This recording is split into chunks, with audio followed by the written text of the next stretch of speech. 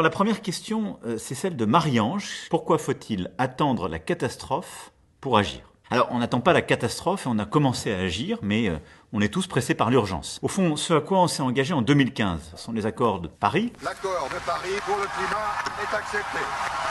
Il y a eu un consensus de la communauté internationale sur une base scientifique pour dire on doit tenir pour le siècle un objectif de ne pas dépasser les 2 degrés. Et on s'est fixé comme objectif plus 1,5 degré Celsius de notre température sur le globe. Pour réussir à faire ça, il faut réussir à baisser nos émissions de CO2 et baisser fortement. On n'est pas encore au rendez-vous, c'est-à-dire qu'on ne fait pas encore assez, mais on avance. Et qu'est-ce qu'on s'est engagé à faire au niveau de l'Europe ? De réduire de 55% nos émissions de CO2 à horizon 2030, qui est déjà un très gros effort. Et ensuite d'arriver à ce qu'on appelle la neutralité carbone en 2050, qui est encore un plus gros effort. Et on a construit une stratégie pour pouvoir y arriver et on est maintenant en train de la mettre en œuvre. C'est changer nos manières de